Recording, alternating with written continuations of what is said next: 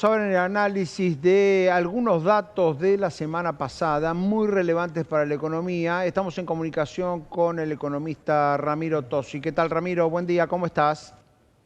Hola Fernando y Mariano, buenos días, ¿cómo están? Bueno, me gustaría arrancar por los datos de actividad. La semana pasada se publicó el EMAE, el estimador mensual de actividad económica. Hay, por primera vez, casi podría decirse, un dato interanual con tintes positivos. La recuperación en B corta finalmente se produjo. Bueno, así es, Fernando, conocimos el dato del EMAE de noviembre, que lo que mostró fue, por un lado, como decías vos, un crecimiento intermensual, que eso ya venía pasando, digamos, hace 5 meses, o sea, mes contra mes, pero si lo comparamos contra noviembre del 2023, ¿no? Que es el nivel, si querés, de actividad que heredó esta administración, ahí tenés una pequeña variación positiva, 0,08%. Yo te diría que más que una B corta es más una U, ¿no? Porque la B Ujú. corta hubiese sido, sí, como dijo el presidente a principios de 2024, en abril o mayo la economía rebotaba, dijo, voy a usar sus palabras, como pedo de buzo. Bueno, eso tardó bastante más tiempo, como Ujú. decíamos todos. Recién ahora estamos recuperando el nivel de actividad de fines del 2023 y esto lo que te va a dejar es que a favor del gobierno, si querés, es por un lado que el cierre de 2024 va a ser mejor de lo esperado, ¿no? Arrancábamos el año proyectando una caída entre el 3,5 y el 4%, ahora vamos a estar seguramente viendo una caída de actividad de entre el 2,5 y 2,6%, y eso también te mejora, obviamente, el arrastre estadístico que se llama para 2025, donde ahora vas a tener un piso de actividad que puede estar oscilando entre el 4,5 al 5% de crecimiento en este caso. Ujú. Bien, con lo cual allí, digamos, finalmente el rebote se produjo este mismo año, digamos, sobre el final de 2024, los datos que mencionabas son de noviembre, pero también, digo, ¿qué pasó con la famosa heterogeneidad del rebote? ¿No? Siempre se decía, crece distinto en base a cada sector. Por ejemplo, la industria en los datos de la consultora Orlando Ferrer la semana pasada también reflejó datos de recuperación hacia fin del año pasado. Exacto, vos en el EMAE tenés como la muestra, si querés, más Ujú. representativa, porque son 12 los sectores que componen el EMAE. Cuando vos mirás hacia el interior de esos 12 sectores, la película más o menos sigue siendo la misma. Tenés 3 o 4 sectores que son los que llevan o empujan hacia adelante el índice, básicamente todo lo que es el agro, minería, petróleo y gas. Esos 3 sectores juntos lo que te evitaron justamente es que el EMAE caiga 1% adicional, o sea, te sirvieron como una suerte de sostén a la caída del nivel de actividad. Ujú. Y después, como decías vos, Fernando, tenés sectores que todo el año pasado estuvieron muy afectados, sobre todo te diría hasta abril o mayo, que tienen que ver justamente con la actividad de la industria, la construcción, que recién a partir de septiembre-octubre empieza a haber, digamos, una desaceleración en la caída, o sea, todavía no están recuperándose en términos de que muestren un crecimiento, pero sí, si querés, dejan de caer a la velocidad que venían en los últimos 4 o 5 meses. Ujú. ¿Cómo, Mariano. es, ¿Cómo ves el mercado cambiario financiero esta semana a partir de la baja de las retenciones? ¿Cuánto se puede llegar a apreciar el peso? Vimos un poquito el viernes, ya en la previa, empieza hoy esto. Y por otra parte, no, la jugada del central es, por un lado, sumar reservas y por el otro, evitar usar reservas para la intervención, que viene usando fuerte. Exacto, ahí Mariano conocimos la, digamos, la conferencia que dio el vicepresidente del Banco Central en Londres, y ahí se explicitaron lo que fueron los datos de la intervención, que vos si lo mirás acumulado desde julio, cuando hizo el anuncio por las redes el ministro Caputo, está cerca de los 2.000 millones de dólares, pero el dato interesante es que solamente esa presentación tiene datos al 16 de enero, o sea, la primera quincena, y ahí ya la intervención fue fuerte, pues fueron un poquito más de 600 millones de dólares, y ese supuesto, si querés, rally, ¿no? O continuación de alza en el precio de los bonos que anticipaban la mayoría de los analistas, no se dio. De hecho, si vos mirás desde que se pagaron los cupones el 9 de enero, la mayoría de los precios de los bonos en dólares están alrededor de un 4,5% abajo, y eso obviamente presionó a la brecha y ahí el Banco Central salió presto a tratar de contener. Esta semana vamos a ver, Mariano, porque tenemos un inicio de semana un poco complicado en lo internacional, ¿no? A raíz de la emergencia de esta nueva app de inteligencia china, que si miramos los futuros del S&P y el Dow están entre 3 y 4% abajo, o sea que vamos a tener volatilidad en la semana. El miércoles va a hablar por primera vez en la presidencia de Trump la Fed. Lo más probable obviamente es que no altere el nivel de la tasa, pero vamos a ver el discurso. Así que va a ser, digamos, una semana con algo de volatilidad. En el plano local, seguramente la brecha va a estar ahí oscilando entre los 1.140, 1.160 pesos probablemente. Vamos a ver cuánto es el ritmo de liquidación. Recién hoy salió el decreto reglamentario de la baja de estas retenciones, así que hay que ver entre que se pone en marcha el mecanismo operativo en ARCA, las declaraciones juradas de venta, etcétera. Vamos a tener todavía unas jornadas, digamos, de acomodamiento del sector a esta nueva realidad de baja transitoria por hasta el 30 de junio de los derechos de exportación.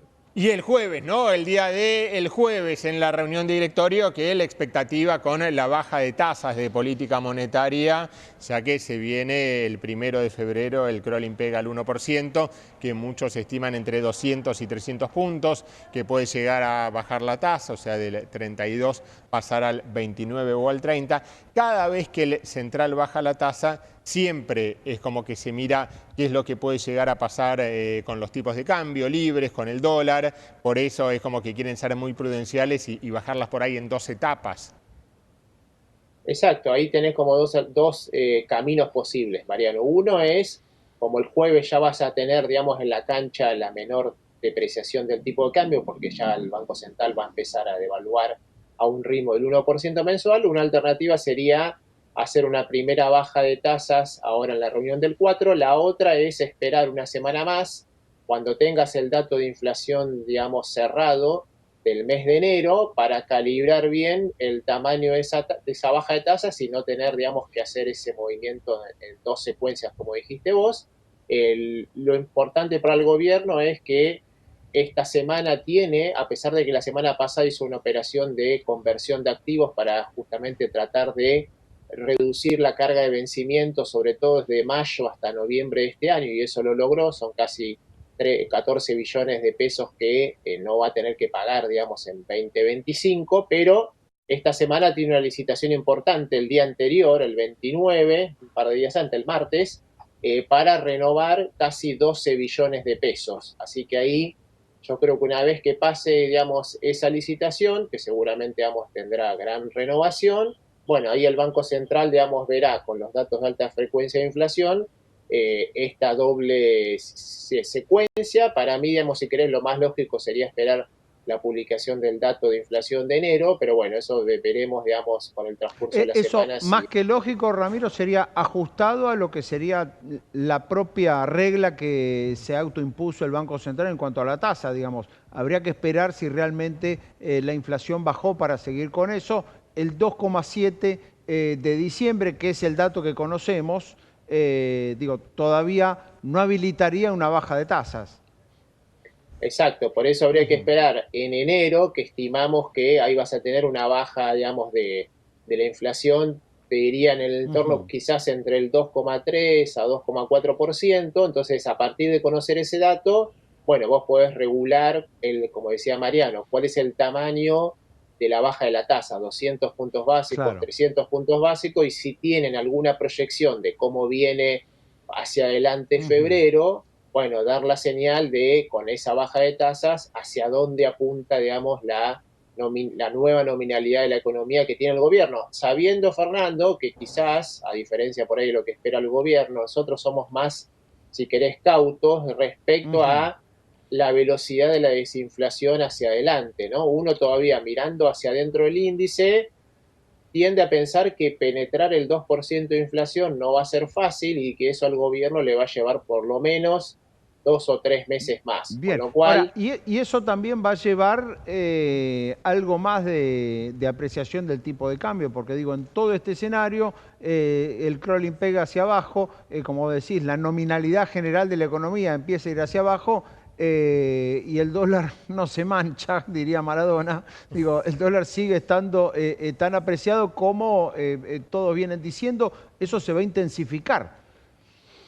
Eso se va a intensificar, Fernando, pero también hay que reconocer que vamos a Ujú. partir de niveles distintos, ¿no? Porque Ok. vos pensás que con la baja ahora del 1%, si eso se proyecta a lo largo del año, quiere decir que el dólar te va a subir alrededor del 13% en el 2025, y si la inflación converge a un rango, digamos, 18% sería lo deseado por el Ujú. gobierno, 22, 24, lo que estimamos la mayoría de los analistas, bueno, vas a tener una depreciación del 10% que, digamos, no es tan alta Ujú. respecto a lo que fue la del año pasado. El tema es que vos ya venís con una apreciación importante porque en el 2024 el dólar subió 28%, ¿no? Y la inflación 118%. O sea que es un 10% sobre otra apreciación muy grande. Claro. Entonces ahí la discusión, si querés, Fernando, es si la economía al final del día puede sostener esa apreciación. Bueno, para sostener la apreciación entran a jugar los factores financieros que hablaban ustedes antes, ¿no?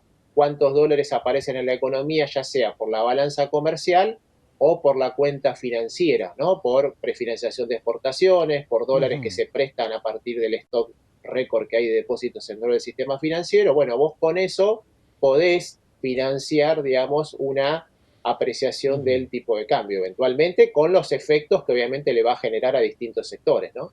Me quedé con lo de los bonos que decías, ¿no? Que no hubo reinversión ahí en los bonos luego del pago del 9 de enero. ¿Dónde fue esa plata? ¿O dónde puede llegar a ir, ¿no? Esa plata. ¿Está en un wait and see? Bueno, si vos mirás justamente los datos, digamos, de reservas, Mariano, y de depósitos, te diría que la mayoría quedó o en las cuentas comitentes, quizás algunos de vacaciones todavía no decidieron qué hacer con Ujú. esos fondos, y otros, como decís vos, están en wait and see, quizás esperando a ver, digamos, dónde se estabiliza esta baja en el precio de los bonos para poder reingresar a un precio mejor, o quizás también viendo otras alternativas de inversión. Recordemos que ahora también las empresas privadas están emitiendo obligaciones negociables a tasas atractivas, ¿no? Para lo que es el resto de los instrumentos, con lo cual quizás el inversor está viendo un menú mucho más amplio y eventualmente tomándose su tiempo para decidir. Bien, y combinando ahí el riesgo privado o corporativo con el riesgo soberano, ¿no? Tratando de diluir un poco ese riesgo. ¿Qué ves que puede pasar con el tema retenciones, con la relación con el campo? Eh, Siempre, y bueno, y los economistas que han tenido función pública, como es tu caso, digo, han tenido esa pelea constante de cuánto se liquida y el campo especulando con cuánto se mejora el tipo de cambio, ya sea devaluando, ya sea con las retenciones. ¿Qué crees sobre esta política que eligió el gobierno, que al menos en enero ya se sabe que va a pasar hasta el 30 de junio y ya está definido, digamos? Nadie puede especular con qué cambios puede haber. O sea, hoy tanto el productor como el exportador ya sabe qué régimen de retenciones le espera para la primera mitad del año, por supuesto incluyendo el trimestre de oro, el segundo trimestre del año, que es donde más dólares se liquidan. ¿Qué evaluación tenés de esa decisión que tomó el gobierno?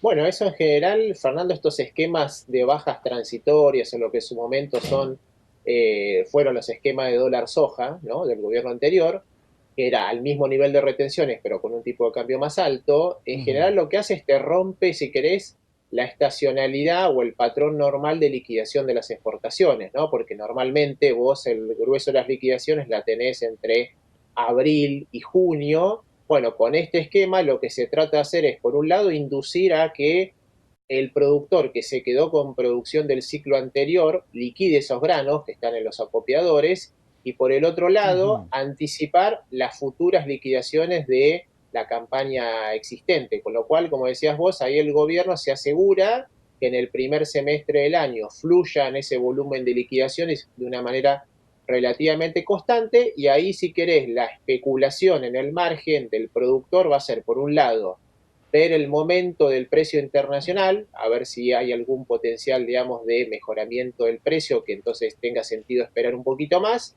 Y lo otro que preguntaba Mariano, ¿no?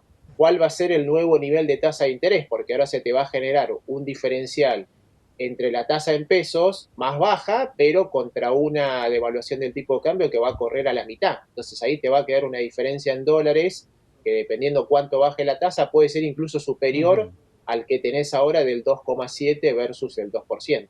Bien, y allí también se juega lo que decía Mariano hace un rato, ¿no? El tema del dólar blend. Hay que ver cómo juega dentro de la negociación con el fondo, si en algún momento la Argentina debe ceder eso y tal vez lo que se le mejoró el tipo de cambio al exportador por las retenciones, se le vuelve a empeorar por el final del dólar blend. Y aparte el gobierno teniendo que intervenir más, Claro. ¿no? Ya que no interviene el campo.